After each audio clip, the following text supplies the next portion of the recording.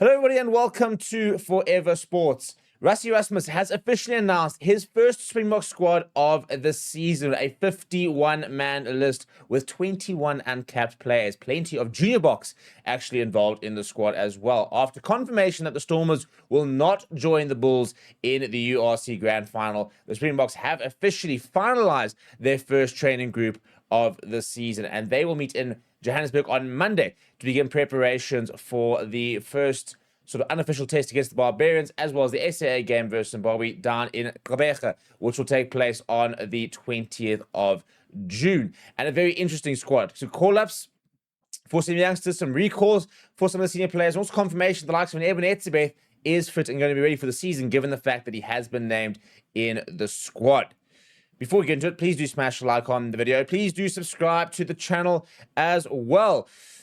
We knew this was going to be a very large and very weird squad. Let's call a spade, because it's a very unique situation. We cannot call upon players who are based in Europe, for example. We cannot call upon players who are from the Bulls because of club commitments and because this game falls outside the international calendar. And as a result, it's always going to be quite an odd squad. And I think that there was always going to be a young feel to it, with, for example, the fact that we've been getting SM20 stars involved in lineman camps and the likes of that. So this was always going to be an unorthodox squad. And in that regard, not too many surprises in terms of there's always going to be so many surprises that we're not surprised, and how surprised we are, I guess, is probably one of the best ways of putting it. And yeah, I mean, I feel for a couple of players. I think, even with an expanded squad, there's some players who are going to miss out, and you sort of feel for them, because you kind of think, well, if you're not making this kind of squad,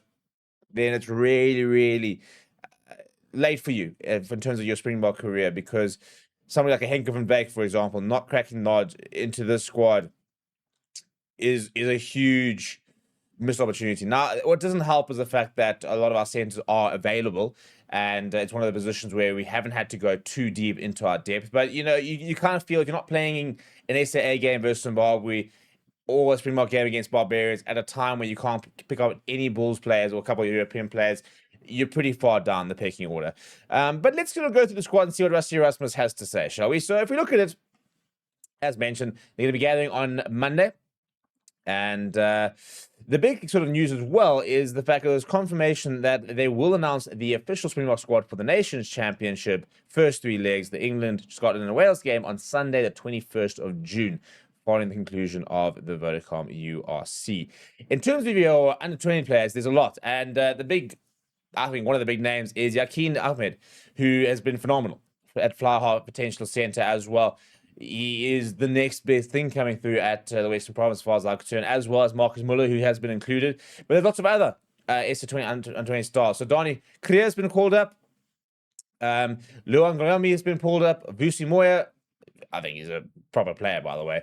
And I think quite ready for international rugby with the way he plays. Oliver Reed, we know, is very highly ranked, as well as Liam van Wyk. And then for players who've also already been involved in expanded camps are the likes of Ryan Norton, Sibisito Invalele, Marcus Muller, and Zekatelo Siyaya, who has taken to international club rugby and professional rugby like a duck to water, has Siyaya. He's been so impressive for the couple of games that he did get for the Sharks. Then there are other uncapped players in the forms of Paul de Villiers, Batu Bilet Lakani, Honra Jacobs, Urendra Julius, who gets a recall, Imad Khan, JJ Kotza, Sibabalwe Mahasha, Harshan P, Nico Stain, Emmanuel Stuka, and Yako Williams. These players have all kind of been involved in the lineman squads and the likes of that. And also, quite cool to see a recall for Vincent Stuka, who had kind of missed sort of some of the groups and likes of that, but is back and involved in the group. In terms of what Rassie Erasmus had to say before we go through the full squad, he said that we named a large group of players as we will be selecting a Springbok and an SAA team for the season opening a doubleheader in Gqeberha, and this will be beneficial in the long term as we build the squad. Looking forward to next year's Rugby World Cup and beyond. There is also an exciting mix of experienced campaigners and young players in the squad, and this formula has worked well for us in the past to ensure a clear pathway to build depth. Let's go through the squad, shall we? So, in the forwards, it is Loet Diaga, Paul de Villiers, Ben Jason Dixon, Peter Steph the Toy, Eben Etzebeth. That's an interesting person to include because a lot of people were worried that he wasn't going to be fit, and we had a bit of a lock crisis as well. We've got Leo Diago fit, we've got Evan Etzebeth fit. That's a really good lock combination. Neatly Bashir included after another strong season. About to be Letlakani, he gets his first call up. Honro Jacobs, Vincent Koch gets a bit of a recall. He's kind of fallen away to the wayside in the last couple of years, but he is back and in the mix. Sia Khaleesi, JJ Kotsa, Dani Kriya, Siba Mahashe, Malcolm Marks has been named. He is not playing as top 14 or Pro 14 for the Japanese club is Kabata Spears this weekend, but he has been included in the squad and will be joining up over there. Instuka Kunu back in the mix after that incredible season that he has had for the Stormers. As mentioned, Siwasito Minabalele, Salman Murat, Franco Mostert, Oxen Chair, Riley Norton, Zachary Porthon, Oliver Reed, Evan Roos, Emmanuel Stuka, Vincent Stuka, Liam van Wyk, Andre Hugo Venter, Bowen Venter, and Jasper Wiese. Feel a bit for like somebody like a Franco Horn, who I think has had another really strong season for the Lions, but just doesn't fit the mold for the box. You then look at our backs, also some interesting recalls there. Yakin Ahmed, as mentioned. Then you've got Lekanya back in the mix. Damien Dealendi, Faf de Klerk gets his recall as well. Andre Esterhazen, Apre Lefasi, Luan Jalumi, Quan Horn. I'm very chuffed to see that. I think that he could be on for a bit of a breakout season. To be honest, I'm very, very excited to sort of see what he can do. You then got Juventus Julius, Imad Khan, Cheslin Colby, Jesse Creel, Marnie Liebach, Vusi Moore, Marcus Muller, Hashim Pede, Zikatelo Siyaya, Nico Stein, Edo van der Merwe, Damian Willemse, Grant Williams, and Yaku Williams.